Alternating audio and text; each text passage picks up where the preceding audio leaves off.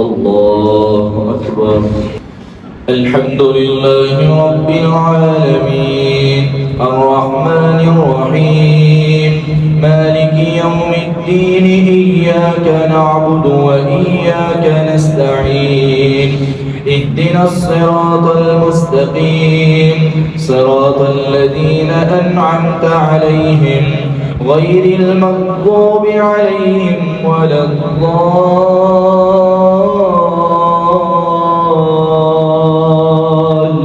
الضالين آمين.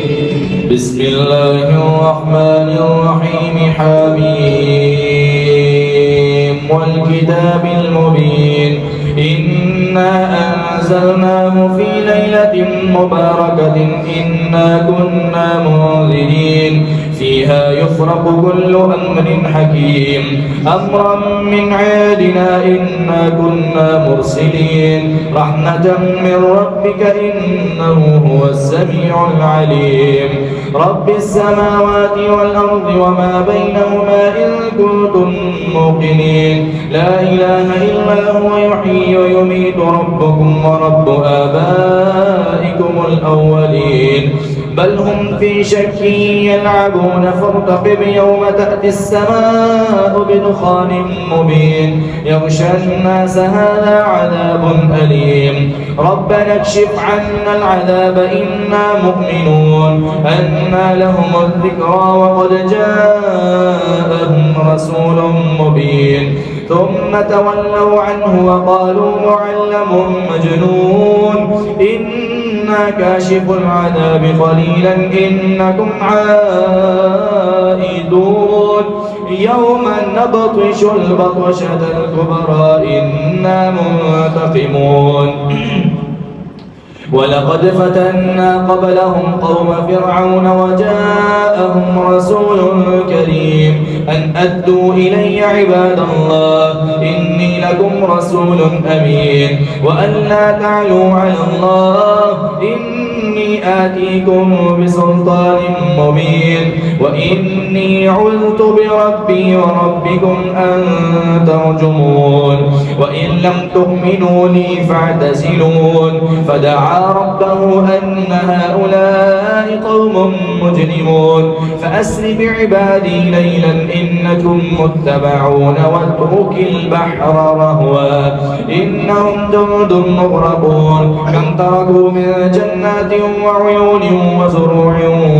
ومقام كريم كذلك وأورثناها قوما آخرين فما بكت عليهم السماء والأرض وما كانوا منظرين ولقد نجينا بني إسرائيل من العذاب المهين من فرعون إنه كان عاليا من المسرفين ولقد اخترناهم على علم على العالمين وآتيناهم من الآيات ما فيه بلاء مبين إن هؤلاء ليقولون إن هي إلا موتتنا الأولى وما نحن بمنشرين فأتوا بآبائنا إن كنتم صادقين أهم خير أم قوم تبع والذين من قبلهم أهلكناهم إنهم كانوا مجرمين وما خلقنا السماوات والأرض وما بينهما لاعبين ما خلقناهما إلا بالحق ولكن أكثرهم لا يعلمون إن يوم الفصل ميقاتهم أجمعين يوم لا يغني مولا عن مولا شيئا ولا هم ينصرون إلا من رحم الله إنه هو العزيز الرحيم إن شجرة الزقوم طعام الأثيم كالمهل يغلي في البطون كغلي الحميم خذوه فاعدلوه إلى سواء الجحيم ثم صبوا فوق رأسه من عذاب الحميم ذق إنك أنت العزيز الكريم إن هذا ما كنتم به تمترون إن المتقين في جنات وعيون إن المتقين في مقام أمين في جنات وعيون يلبسون من سندس واستبرق متقابلين كذلك وزوجناهم بحور عين يدعون فيها بكل فاكهة آمنين لا يذوقون فيها الموت إلا الموتة الأولى ووقاهم عذاب الجحيم فضلا من ربك ذلك هو الفوز العظيم فإنما يسرناه بلسانك لعلهم يتذكرون فارتقب إنهم مرتقبون بسم الله الرحمن الرحيم حميم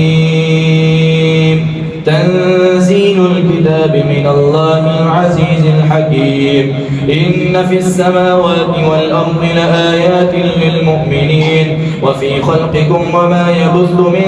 دابة آيات لقوم يوقنون واختلاف الليل والنهار وما أنزل الله من السماء من رزق فأحيا به الأرض بعد موتها وتصريف الرياح آيات لقوم يعقلون تلك آيات الله نتلوها عليك بالحق فبأي حديث بعد الله وآياته يؤمنون ويل لكل أفاك أثيم يسمع آيات الله تتلى عليه ثم يصر مستكبرا كأن لم يسمعها فبشره بعذاب أليم وإذا علم من آياتنا شيئا اتخذها هزوا أولئك لهم عذاب مهين من ورائهم جهنم ولا يغني عنهم ما كسبوا شيئا ولا ما اتخذوا من دون الله أولياء ولهم عذاب عظيم هذا هدى والذين كفروا بآيات ربهم لهم عذاب من رجز أليم الله الذي سخر لكم البحر لتجري الفلك فيه بأمره ولتبتغوا من فضله ولعلكم تشكرون وسخر لكم ما في السماوات وما في الأرض جميعا منه إن في ذلك لآيات لقوم يتفكرون قل للذين آمنوا يغفروا للذين لا يرجون أيام الله ليجزي قوما بما كانوا يكسبون من عمل صالحا فلنفسه ومن أساء فعليها ثم إلى ربكم ترجعون ولقد آتينا بني إسرائيل الكتاب والحكم والنبوة ورزقناهم من الطيبات وفضلناهم على العالمين وآتيناهم بينات من الأمر فما اختلفوا إلا من بعد ما جاءهم العلم بغيا بينهم إن ربك يقضي بينهم يوم القيامة فيما كانوا فيه يختلفون ثم جعلناك على شريعة من الأمر فاتبعها ولا تتبع أهواء الذين لا يعلمون إنهم لن يغنوا عنك من الله شيئا وإن الظالمين بعضهم أولياء بعض والله ولي المتقين هذا بصائر للناس وهدى ورحمة لقوم يؤمنون أم حسب الذين اجترحوا السيئات أن نجعلهم كالذين آمنوا وعملوا الصالحات سواء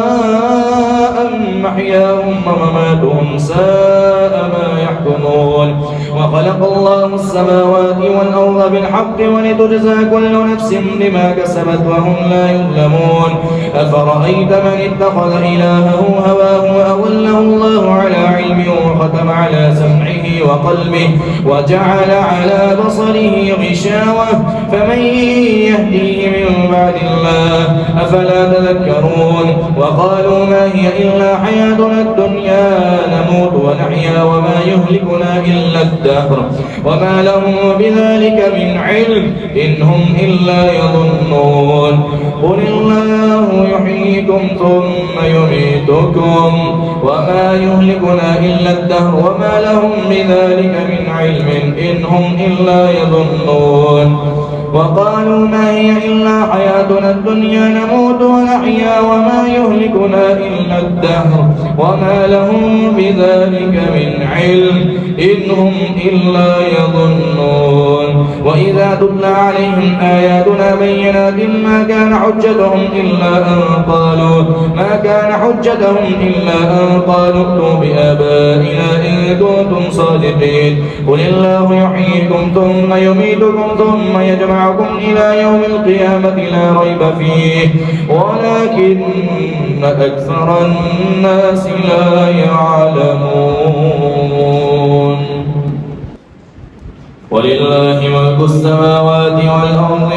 ويوم تقوم الساعة يومئذ يخسر المبطلون وترى كل أمة جاثية كل أمة تدعى إلى كتابها اليوم تجزون ما كنتم تعملون هذا كتابنا ينطق عليكم بالحق إنا كنا نستنسخ ما كنتم تعملون فأما الذين آمنوا وعملوا الصالحات فيدخلهم ربهم في رحمته ذلك هو الفوز المبين وأما الذين كفروا أفلم تكن آياتي تتلى عليكم فاستكبرتم وكنتم قوما مجرمين وإذا قيل إن وعد الله حق والساعة لا ريب فيها قلتم ما ندري ما الساعة إن نظن إلا ظنا وما نحن بمستيقنين وبدا لهم سيئات ما عملوا وحاق بهم ما كانوا به يستهزئون وقيل اليوم ننساكم كما نسيتم لقاء يومكم هذا ومأواكم النار وما لكم من ناصرين فاليوم لا يؤخذ منكم فدية ولا من الذين كفروا مأواكم النار هي مولاكم وبئس المصير فاليوم لا يؤخذ منكم فدية ولا من الذين كفروا ومأواكم النار وما لكم من ناصرين فلله الحمد رب السماوات ورب الأرض رب العالمين وله الكبرياء في السماوات والأرض وهو العزيز الحكيم بسم الله الرحمن الرحيم حميم تنزيل الكتاب من الله العزيز الحكيم ما خلقنا السماوات والأرض وما بينهما إلا بالحق وأجل مسمى والذين كفروا عما أنذروا معرضون قل أرأيتم ما تدعون من دون الله أروني ماذا خلقوا من الأرض أم لهم شرك في السماوات ائتوني بكتاب من قبل هذا أو أثارة من علم إن كنتم صادقين ومن أضل ممن يدعو من دون الله من لا يستجيب له إلى يوم القيامة وهم عن دعائهم غافلون وإذا حشر الناس كانوا لهم أعداء وكانوا بعبادتهم كافرين وإذا تتلى عليهم آياتنا بينات قال الذين كفروا للحق لما جاءهم هذا سحر مبين أم يقولون افتراه قل إن افتريته فلا تملكون لي من الله شيئا هو أعلم بما تفيضون فيه كفى به شهيدا بيني وبينكم وهو الغفور الرحيم قل ما كنت بدعا من الرسل وما أدري ما يفعل بي ولا بكم إن أتبع إلا ما يوحى إلي وما أنا إلا نذير مبين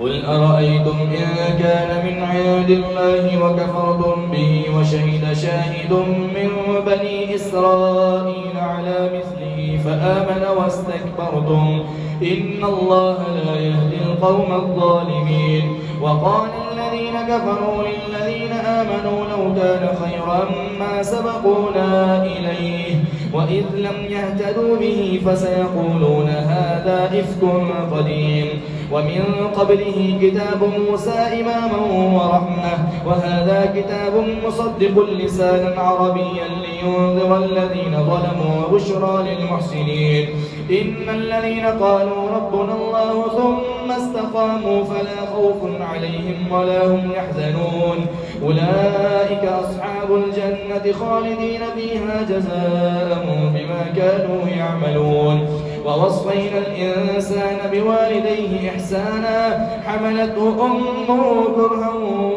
ووضعته كرها وحمله وفصاله 30 شهرا حتى إذا بلغ أشده وبلغ 40 سنة قال رب أوزعني أن أشكر نعمتك التي أنعمت علي وعلى والدي وأن أعمل صالحا ترضاه وأصلح لي في ذريتي إني تبت إليك وإني من المسلمين. أولئك الذين نتقبل عنهم أحسن ما عملوا ونتجاوز عن سيئاتهم في أصحاب الجنة وعد الصدق الذي كانوا يوعدون. والذي قال لوالديه أف لكما أتعدانني أن أخرج وقد خلت القرون من قبلي وهما يستغيثان الله ويلك آمن إن وعد الله حق فيقول ما هذا إلا أساطير الأولين. أولئك الذين حق عليهم القول في قد خلت من قبلهم من الجن والإنس إنهم كانوا خاسرين. ولكل درجات مما عملوا وليوفيهم أعمالهم وهم لا يظلمون. ويوم يعرض الذين كفروا على النار أذهبتم طيباتكم في حياتكم الدنيا واستمتعتم بها فاليوم تجزون عذاب الهون بما كنتم تقولون على الله غير الحق وكنتم عن آياته تستكبرون. فاليوم تجزون عذاب الهون بما كنتم تقولون على الله غير الحق فاليوم تجزون عذاب الهون بما كنتم تستكبرون في الأرض بغير الحق وبما كنتم تفسقون. واذكر أخا عاد إذ أنذر قومه بالأحقاف وقد خلت النذر من بين يديه ومن خلفه ألا تعبدوا إلا الله إني أخاف عليكم عذاب يوم عظيم. قالوا أجئتنا لتأفكنا عن آلهتنا فأتنا بما تعدنا إن كنت من الصادقين. قال إنما العلم عند الله وأبلغكم ما أرسلت به ولكني أراكم قوما تجهلون. فلما رأوه عارضا مستقبل أوديتهم قالوا هذا عارض ممطرنا بل هو ما استعجلتم به ريح فيها عذاب أليم تدمر كل شيء بأمر ربها فأصبحوا لا يرى إلا مساكنهم كذلك نجزي القوم المجرمين. ولقد مكناهم في ماء مكناكم فيه وجعلنا لهم سمعا وأبصارا وأفئدة فما أغنى عنهم سمعهم ولا أبصارهم ولا أفئدتهم من شيء إذ كانوا يجحدون بآيات الله وحاق بهم ما كانوا به يستهزئون. ولقد أهلكنا ما حولكم من القرى وصرفنا الآيات لعلهم يرجعون. فلولا نصرهم الذين اتخذوا من دون الله قربانا آلهة بل ضلوا عنهم وذلك إفكهم وما كانوا يفترون. فلولا نصرهم الذين اتخذوا من دون الله قربانا آلهة بل ضلوا عنهم وذلك إفكهم وما كانوا يفترون. وإذ صرفنا إليك نفرا من الجن يستمعون القرآن فلما حضروه قالوا أنصتوا فلما قضي ولوا إلى قومهم منذرين قالوا يا قومنا إنا سمعنا كتابا أنزل من بعد موسى مصدقا لما بين يديه يهدي إلى الحق وإلى طريق مستقيم. يا قومنا أجيبوا داعي الله وآمنوا به يغفر لكم من ذنوبكم ويجركم من عذاب أليم. ومن لا يجب داعي الله فليس بمعجز في الأرض وليس له من دونه أولياء أولئك في ضلال مبين. أولم يروا أن الله الذي خلق السماوات والأرض ولم يعي بخلقهن بقادر على أن يحيي الموتى بلى إنه على كل شيء قدير ويوم يعرض الذين كفروا على النار أليس هذا بالحق قالوا بلى وربنا قال فذوقوا العذاب بما كنتم تكفرون فاصبر كما صبر أولو العزم من الرسل ولا تستعجل لهم كأنهم يوم يرون ما يوعدون لم يلبثوا إلا ساعة من نهار بلاغ فهل يهلك إلا القوم الفاسقون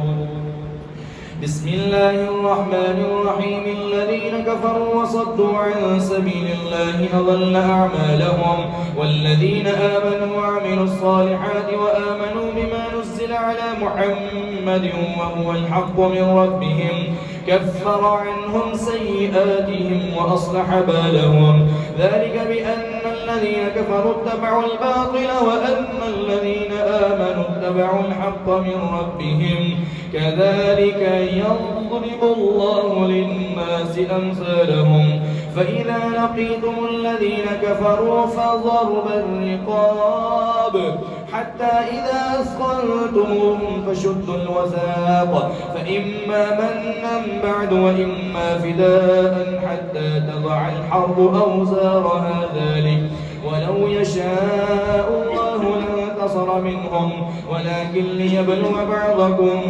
ببعض والذين قتلوا في سبيل الله فلن يضل أعمالهم سيهديهم ويصلح بالهم ويدخلهم الجنة عرفها لهم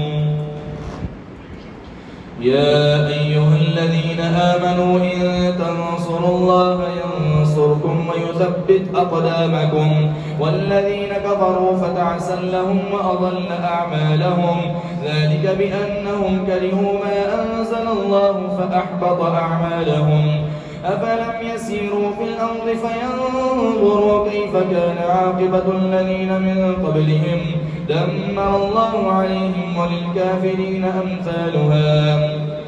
والذين كفروا فتعسا لهم وأضل أعمالهم ذلك بأنهم كرهوا ما أنزل الله فأحبط أعمالهم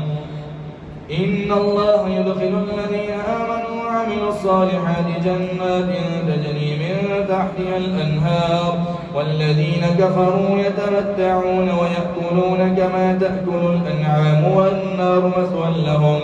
وكأي من قرية هي أشد قوة من قريتك التي أخرجتك أهلكناهم فلا ناصر لهم أفمن كان على بينة من ربه كمن زين له سوء عمله واتبعوا أهواءهم مثل الجنة التي وعد المتقون فيها أنهار من ماء غير آسٍ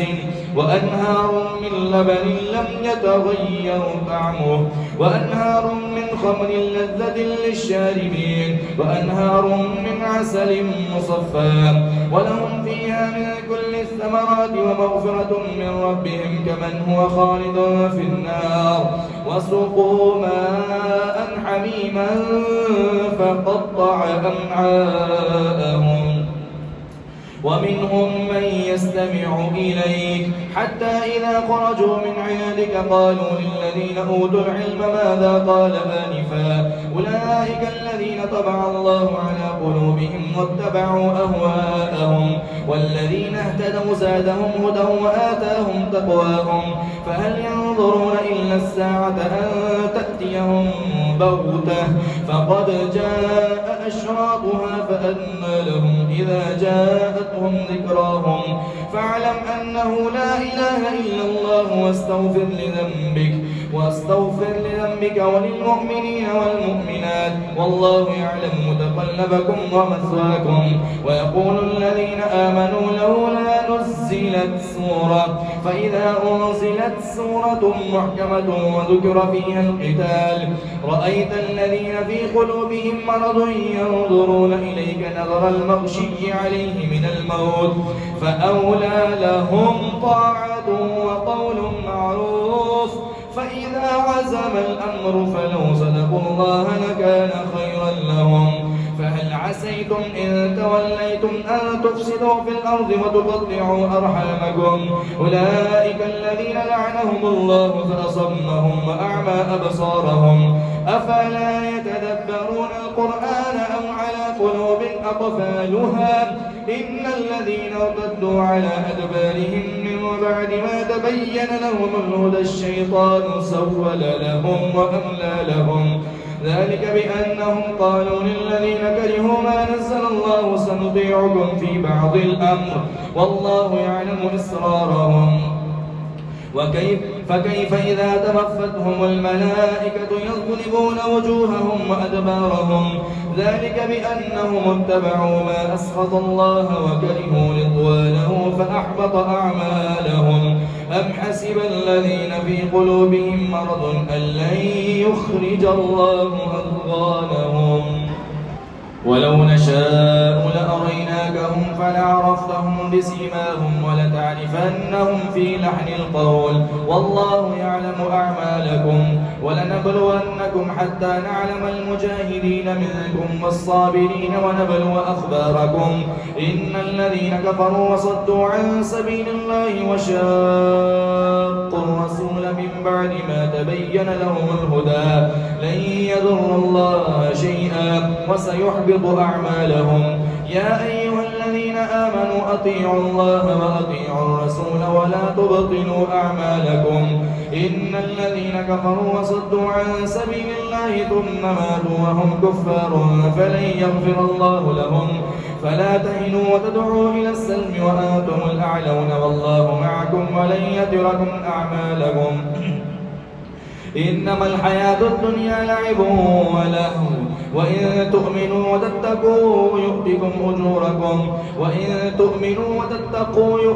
أجوركم ولا يسألكم أموالكم. إن يسألكموها فيحفكم تبخلوا ويخرج أضغانكم. ها أنتم هؤلاء تدعون لتنفقوا في سبيل الله فمنكم من يبخل ومن يبخل فإنما يبخل عن نفسه والله الغني وأنتم الفقراء. وإن تتولوا يستبدل قوما غيركم ثم لا يكونوا أمثالكم. بسم الله الرحمن الرحيم. إنا فتحنا لك فتحا مبينا ليغفر لك الله ما تقدم من ذنبك وما تأخر ويتم نعمته عليك ويهديك صراطا مستقيما وينصرك الله نصرا عزيزا. هو الذي أنزل السكينة في قلوب المؤمنين ليزدادوا إيمانا مع إيمانهم ولله جنود السماوات والأرض وكان الله عزيزا حكيما وكان الله عليما حكيما. ليدخل المؤمنين والمؤمنات جنات تجري من تحتها الأنهار خالدين فيها ويكفر عنهم سيئاتهم وكان ذلك عند الله فوزا عظيما. ويعذب المنافقين والمنافقات والمشركين والمشركات الظانين بالله ظن السوء عليهم دائرة السوء وغضب الله عليهم ولعنهم وأعد لهم جهنم وساءت مصيرا. ولله جنود السماوات والأرض وكان الله عزيزا حكيما. إنا أرسلناك شاهدا ومبشرا ونذيرا لتؤمنوا بالله ورسوله وتعزروه وتوقروه وتسبحوه بكرة وأصيلا. إن الذين يبايعونك إنما يبايعون الله يد الله فوق أيديهم فمن نكث فإنما ينكث على نفسه ومن أوفى بما عاهد عليه الله فسيؤتيه أجرا عظيما. سيقول لك المخلفون من الأعراب شغلتنا أموالنا وأهلنا فاستغفر لنا يقولون بألسنتهم ما ليس في قلوبهم قل فمن يملك من الله شيئا إن أراد بكم ضرا أو أراد بكم نفعا قل فمن يملك من الله شيئا إن أراد بكم ضرا أو أراد بكم نفعا بل كان الله بما تعملون خبيرا بل ظننتم أن لن ينقلب الرسول والمؤمنون إلى أهليهم أبدا وزين ذلك في قلوبكم وظننتم ظن السوء وكنتم قوما بورا ومن لم يؤمن بالله ورسوله فإنا أعتدنا للكافرين سعيرا ولله ملك السماوات والأرض يغفر لمن يشاء ويعذب من يشاء والله غفور رحيم. سيقول المخلفون إذا انطلقتم إلى مغانم لتأخذوها ذرونا نتبعكم يريدون أن يبدلوا كلام الله قل لن تتبعونا كذلكم قال الله من قبل فسيقولون بل تحسدوننا بل كانوا لا يفقهون إلا قليلا قل للمخلفين من الأعراب ستدعون إلى قوم أولي بأس شديد تقاتلونهم أو يسلمون فإن تطيعوا يؤتكم الله أجرا حسنا وإن تتولوا كما توليتم من قبل يعذبكم عذابا أليما ليس على الأعمى حرج ولا على الأعرج حرج ولا على المريض حرج ومن يطع الله ورسوله يدخله جنات تجري من تحتها الأنهار ومن يتول يعذبه عذابا أليما. لقد رضي الله عن المؤمنين إذ يبايعونك تحت الشجرة فعلم ما في قلوبهم فأنزل السكينة عليهم وأثابهم فتحا قريبا ومغانم كثيرة يأخذونها وكان الله عزيزا حكيما. وعدكم الله مغانم كثيرة تأخذونها فعجل لكم هذه وكف أيدي الناس عنكم ولتكون آية للمؤمنين ويهديكم صراطا مستقيما وأخرى لم تقدروا عليها قد أحاط الله بها وكان الله على كل شيء قديرا. ولو قاتلكم الذين كفروا لولوا الأدبار ثم لا يجدون وليا ولا نصيرا سنة الله التي قد خلت من قبل ولن تجد لسنة الله تبديلا. وهو الذي كف أيديهم عنكم وأيديكم عنهم ببطن مكة من بعد أن أظفركم عليهم وكان الله بما تعملون بصيرا.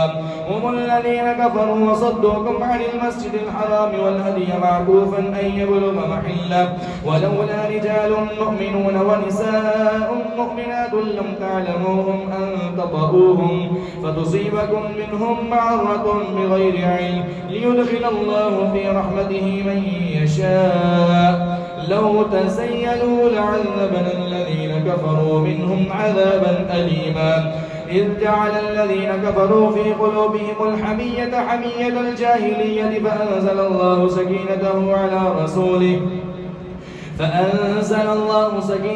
على رسوله وعلى المؤمنين وألزمهم كلمة التقوى وكانوا أحق بها وأهلها وكان الله بكل شيء عليما.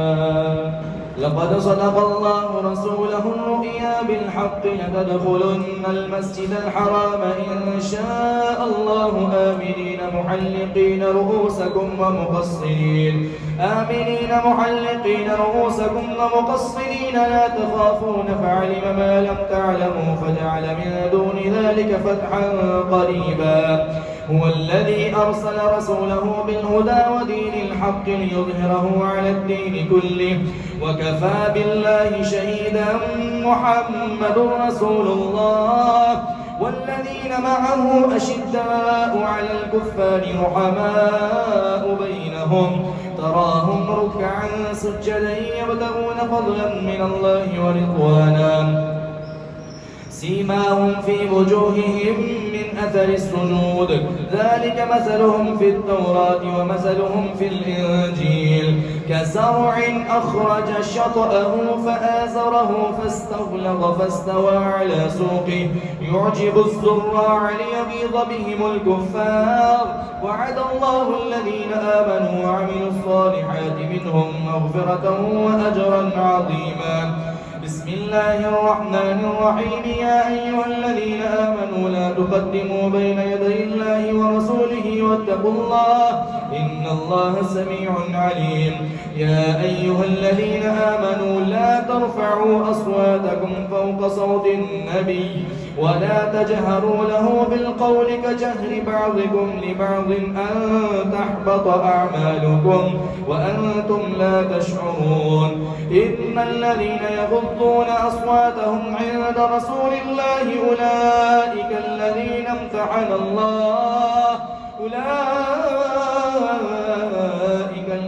امتحن الله قلوبهم للتقوى لهم مغفرة وأجر عظيم. إن الذين ينادونك من وراء الحجرات أكثرهم لا يعقلون ولو أنهم صبروا حتى تخرج إليهم لكان خيرا لهم والله غفور رحيم. يا أيها الذين آمنوا إن جاءكم فاسق بنبأ فتبينوا أن تصيبوا قوما بجهالة فتصبحوا على ما فعلتم نادمين واعلموا أن فيكم رسول الله لو يطيعكم في كثير من الأمر لعنتم ولكن الله حبب إليكم الإيمان وزينه في قلوبكم وكره إليكم الكفر والفسوق والعصيان أولئك هم الراشدون فضلا من الله ونعمة والله عليم حكيم. وإن طائفتان من المؤمنين اقتتلوا فأصلحوا بينهما فإن بغت إحداهما على الأخرى فقاتلوا التي تبغي حتى تفيء إلى أمر الله فإن فاءت فأصلحوا بينهما بالعدل وأقسطوا إن الله يحب المقسطين. إنما المؤمنون إخوة فأصلحوا بين أخويكم واتقوا الله لعلكم ترحمون. يا أيها الذين آمنوا لا يسخر قوم من قوم عسى أن يكونوا خيرا منهم ولا نساء من نساء عسى أن يكن خيرا منهن ولا تلمزوا أنفسكم ولا تنابزوا بالألقاب بئس الاسم الفسوق بعد الإيمان ومن لم يتب فأولئك هم الظالمون. يا أيها الذين آمنوا اجتنبوا كثيرا من الظن إن بعض الظن إثم ولا تجسسوا ولا يغتب بعضكم بعضا أيحب أحدكم أن يأكل لحم أخيه ميتا فكرهتموه واتقوا الله إن الله تواب رحيم. يا أيها الناس إنا خلقناكم من ذكر وأنثى وجعلناكم شعوبا وقبائل لتعارفوا إن أكرمكم عند الله أتقاكم إن الله عليم خبير. قالت الأعراب آمنا قل لم تؤمنوا ولكن قولوا أسلمنا ولما يدخل الإيمان في قلوبكم وإن تطيعوا الله ورسوله لا يلدكم من أعمالكم شيئا إن الله غفور رحيم. إنما المؤمنون الذين آمنوا بالله ورسوله ثم لم يرتابوا وجاهدوا بأموالهم وأنفسهم في سبيل الله أولئك هم الصادقون. قل أتعلمون الله بدينكم والله يعلم ما في السماوات وما في الأرض والله بكل شيء عليم. يمنون عليك أن أسلموا قل لا تمنوا علي إسلامكم بل الله يمن عليكم أن هداكم للإيمان إن كنتم صادقين. إن الله يعلم غيب السماوات والأرض والله بصير بما تعملون.